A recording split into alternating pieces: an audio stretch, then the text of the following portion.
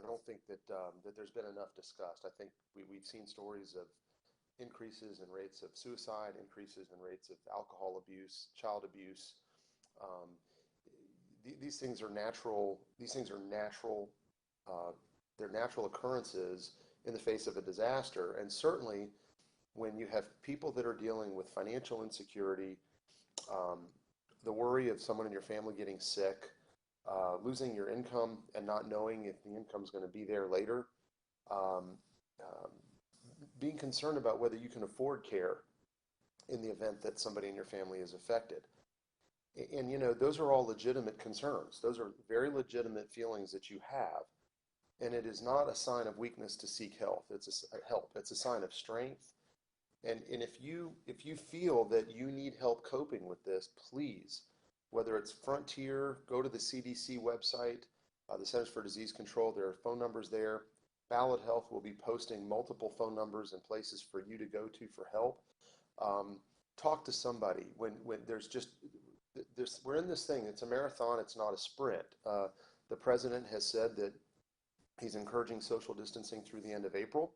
This could go on beyond April, but for right now, we know that social distancing is the policy of the land until the end of April at least. And so whatever you're feeling now, it's not going to get better by itself in the next 30 days. So if you feel you're having struggles coping, I think now's a great time to reach out for some help. Talk to somebody. There's some websites you can go to.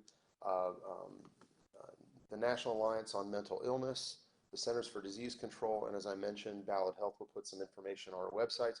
And we certainly encourage all the media outlets to provide contact information for help, so that wherever people get information, whether it's social media, print media, or television or radio, they can find this information without looking too hard for it. And that's something I would ask all of our local media to do. This is real. The impact of this can be very real, and it can be devastatingly tragic if people don't seek help. So I want to bring you back to that. Our team is working right now on surge plans. I think it's important to know that. A lot of questions that we're getting are, gee, what are you gonna do? Do you have enough ventilators? Do you have enough ICU beds? And the reality is, if we don't do everything we can do to avoid the spread or mitigate the spread, then the answer is clearly no. There's not enough capacity. That's why it's so important, and why Eric has repeated it over and over again. It's why the governors have said it. It's why our local leaders have said it. It's not a joke. It's not for fun. Nobody likes to see what's happening right now, both in terms of our economy and what it's doing to families in terms of isolation. However, the more we can decrease the spread and slow it down, the better the likelihood is that we'll have the capacity when we need it.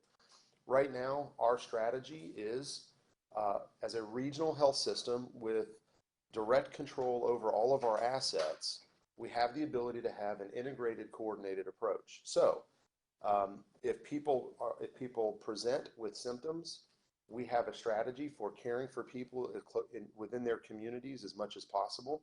Certainly while they're negative. If they're determined to be positive, but their symptoms are very low, then we still can care for them in those transitionary facilities throughout the region. We have capacity, COVID units that we have stood up right now at Holston Valley and at Johnson City Medical Center. We can expand that to some other facilities as the need arises. We have more than 230 beds available to us for what we call COVID beds.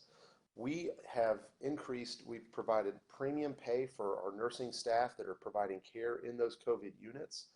We recognize the increased risk those staff members are taking, and we wanted to make sure that, certainly it's not about money, but we wanted to make sure that they understood that we understand the additional risk that they've taken, and we certainly have provided premium pay for that.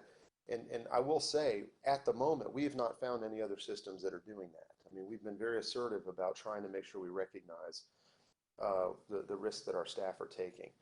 I'm going to close off my comments and go to questions, but before I do that, I do want to reiterate what Eric said. You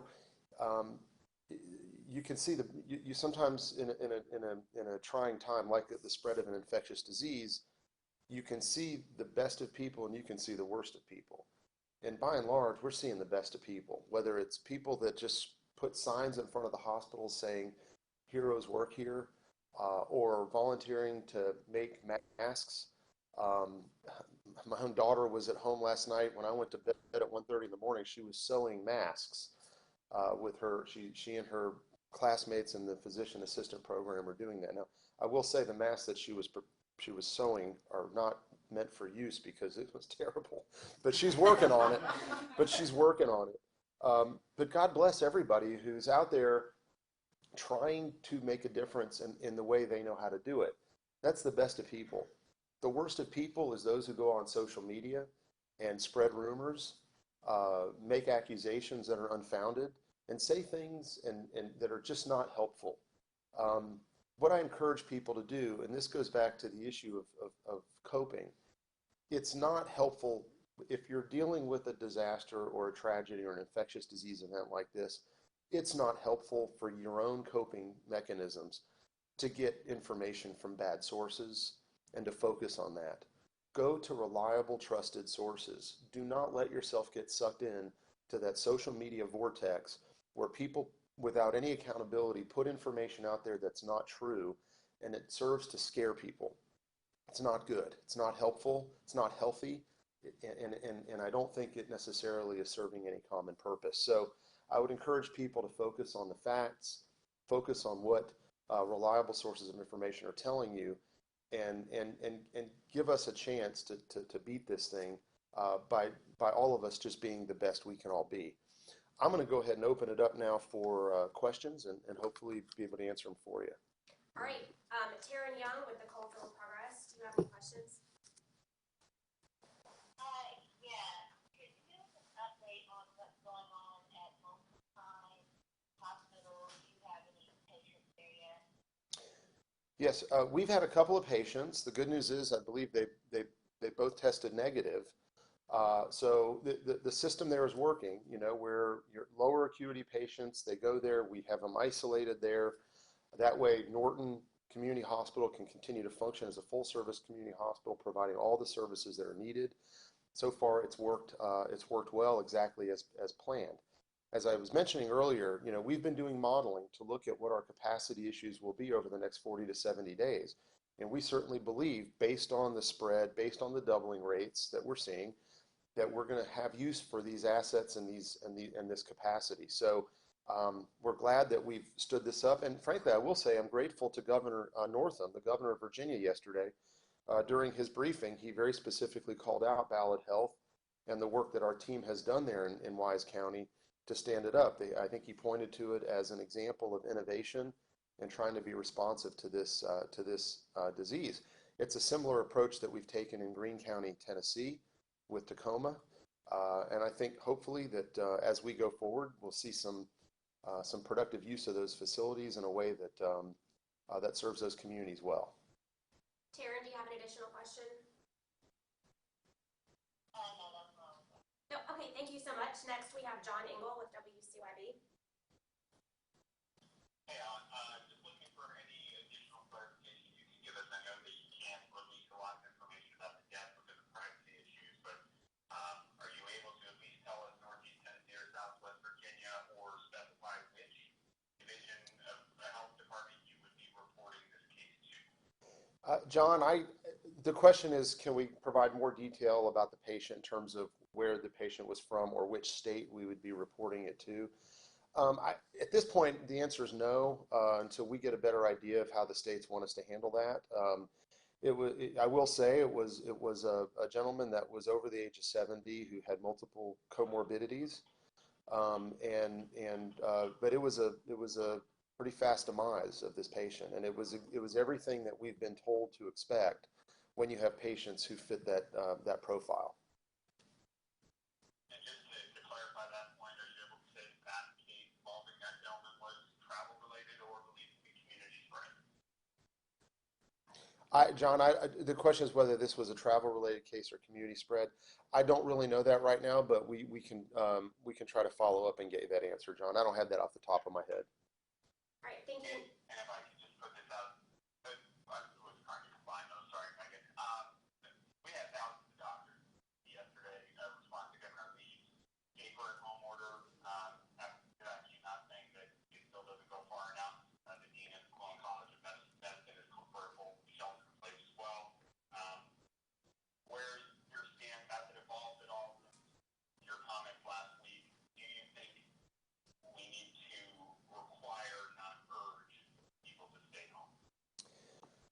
It's not, it's certainly, I think the governor is reacting and making decisions based on the information that he has.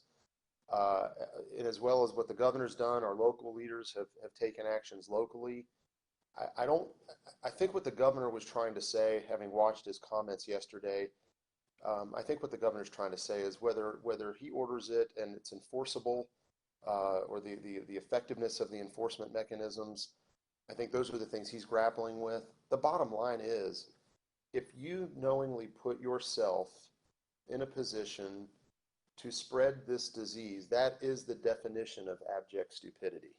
I just don't know how more clearly to say it. This is a disease that's killing people. We've seen how horrible the symptoms are for many people who get it.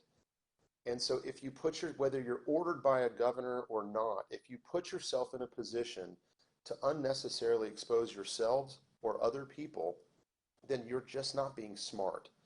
And I just don't, there's just no more clear way to say it. You know, myself, my team, we're trying to practice distancing. Frankly, in many parts of the day, I'm actually working from home and providing communication with my team from home for that very reason. We're trying to minimize the exposure because we all want to make sure we don't.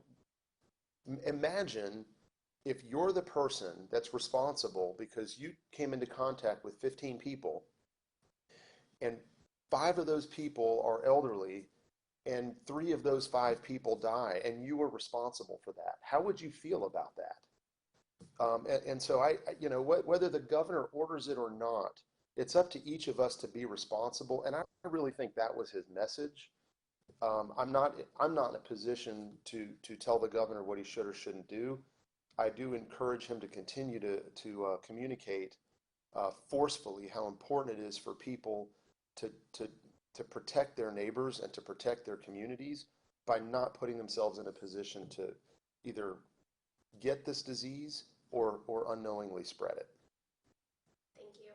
Next, we have Richard Lovett with Cumulus Radio. Richard, do you have any questions or have you dropped off? No, I'm still here, Megan. Just have one question for either Alan or perhaps Jamie. As we're seeing evidence of community spread, no doubt more people may want to get tested that may meet the criteria.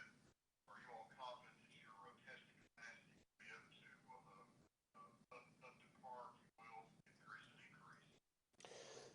We believe the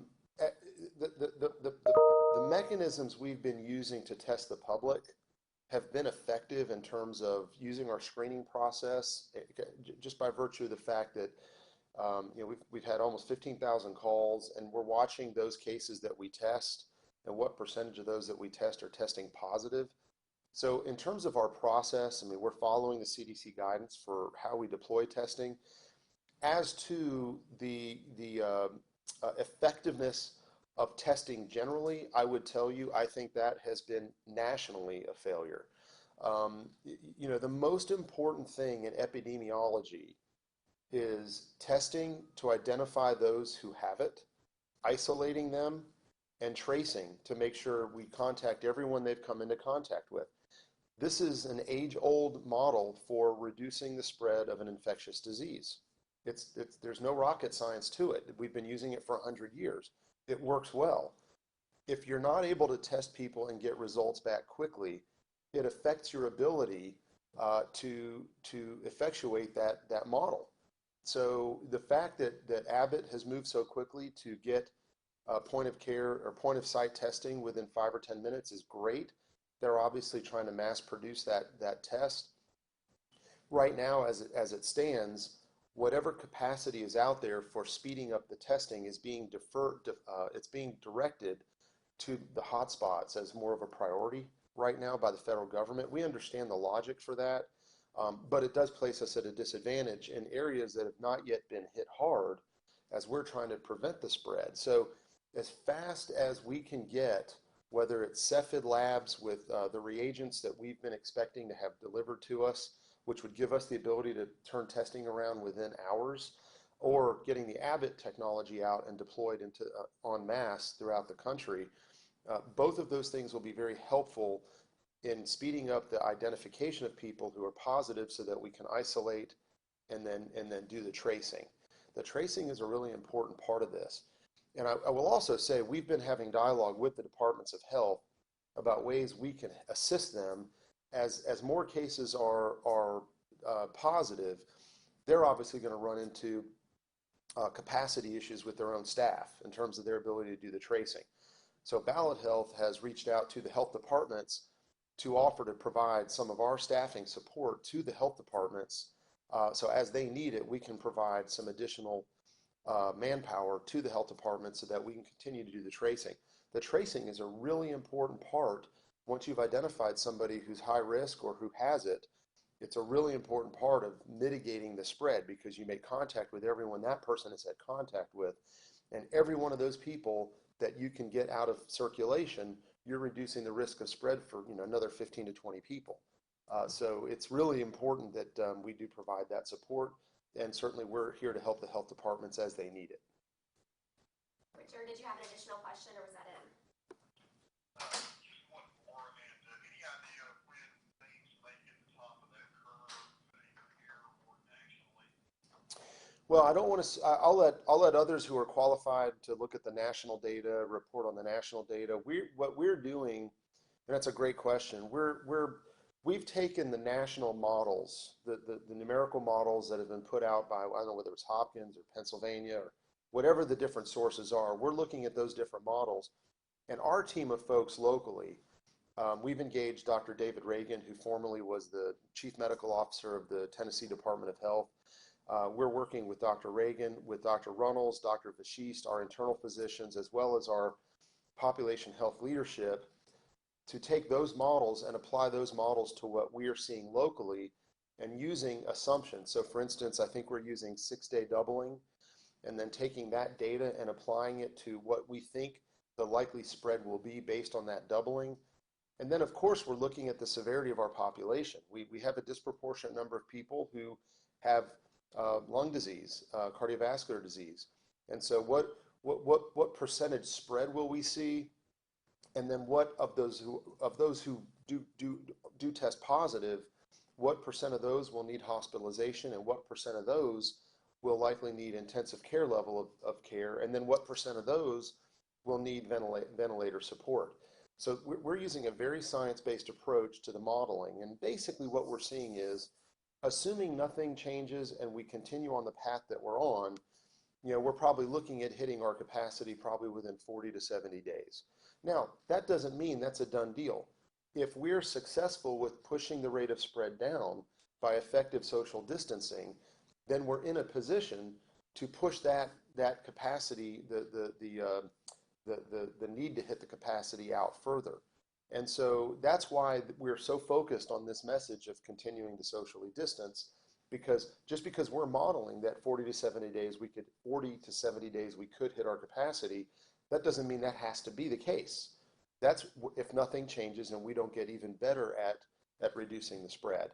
So what our team is working on internally, and I know this isn't necessarily what you asked, but I think this is probably where the next question is going to be. So assuming nothing changes and we hit our capacity, what then? What happens after we hit our capacity for ventilators and ICU beds? We have teams working right now on what those different projections look like and what the modeling would look like in terms of creating additional capacity. We've been working with East Tennessee State University. We met yesterday with the Army Corps of Engineers. We're doing a lot of planning right now to have discussion about how we would create additional capacity if the need should be.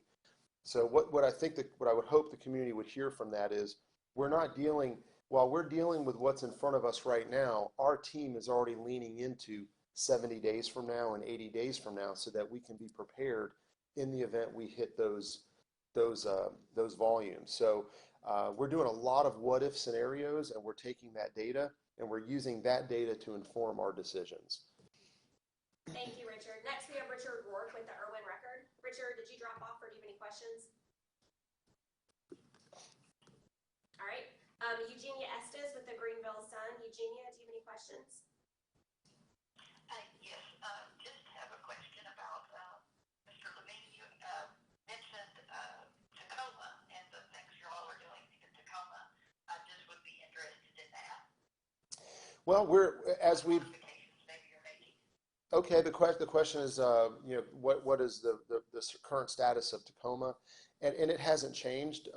We're planning to use that as a transitional facility, possibly for COVID patients. Because of the things we had done in Greenville prior to all this, we're in a perfect position to utilize that capacity with minimal disruption. So patients who do not have COVID would continue to be able to use Greenville Community Hospital, the formerly known as Laughlin Regional Medical Center, and then those other patients who are likely or at risk of COVID or who are testing positive for COVID would be treated at Tacoma. And so that's the plan. We've got significant capacity there, at least a capacity of 55, could go up to 100.